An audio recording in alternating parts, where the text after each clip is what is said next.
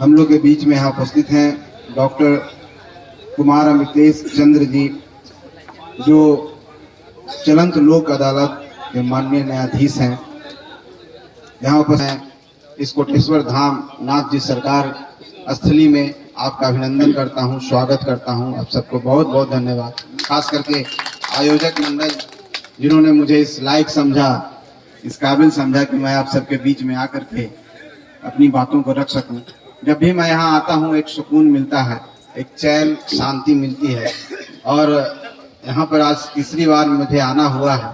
कौशल जी को मैं धन्यवाद देता हूँ और यहाँ पर सारे ग्रामीण को भी। उन्होंने जितना प्यार, जितना आशीर्वाद मुझे दिया है, मैं समझता हूँ कि किसी भी सामाजिक कार्यकर्ता के लिए ये बहुत ही सौभाग्य की बात है कि ऐसे लोग, ऐसे प्रबुद्ध लोग उनको प्यार करते हैं, उनको चाहते हैं। ये मेरे लिए सबसे गौरव की बात है। आज का विषय बहुत ही अहम विषय है।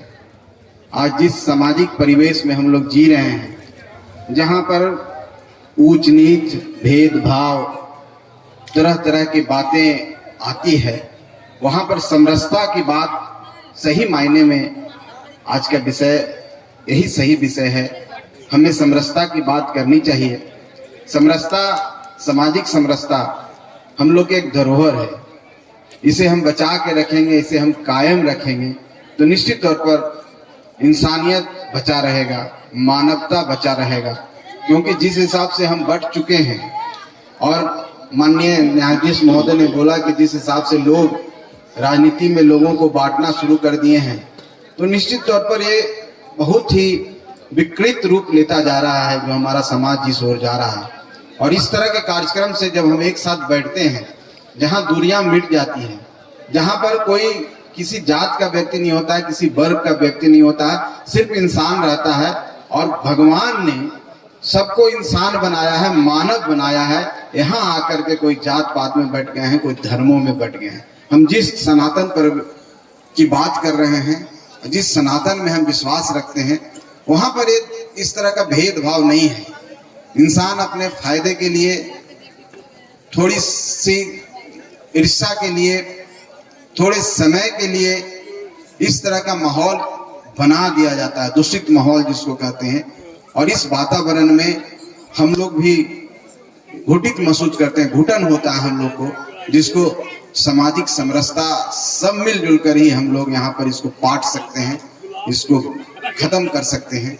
और ये सदियों से होता आ रहा है। जिस धर्म को हम मानते हैं, जिस सनातन में हम विश्वास रखते हैं, पूर्व के वक्ता आदरणीय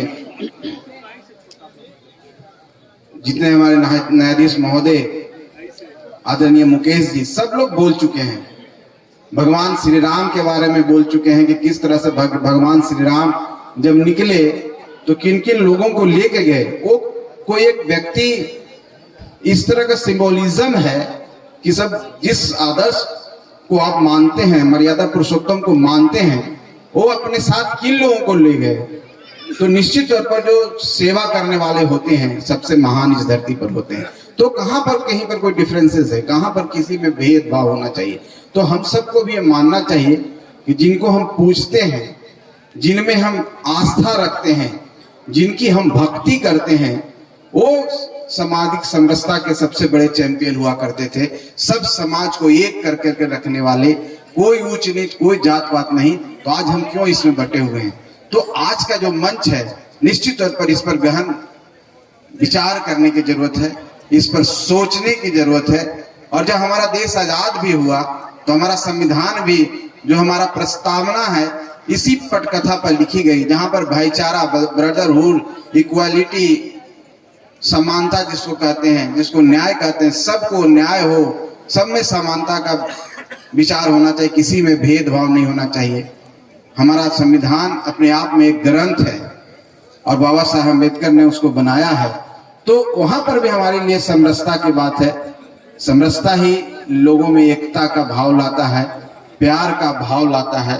तो हम सबको इसको कायम रखना चाहिए और यही इंसान की इंसानियत को बचाएगा, यही हमें उस मुकाम पर ले जाएगा जिसके हमारा जो देश भारतवर्ष जो विश्व गुरु कहलाता था, और जहां हम बिहार के रहने वाले हैं, जो लोकतंत्र की जननी है, इसी समरसता से एक कायम होगा। और हम जो सपना देख रहे हैं कि पुनः हम विश्व गुरु हो जाएं और हमारा देश विकसित हो जाए, ये सामाजिक समरसता से ही हासिल हो सकता है, ऐसे नहीं हासिल हो सकता। हमको एक इंसान के रूप में, एक यूनिट के रूप में काम करना होगा, सब मिल के रूप में काम करना होगा।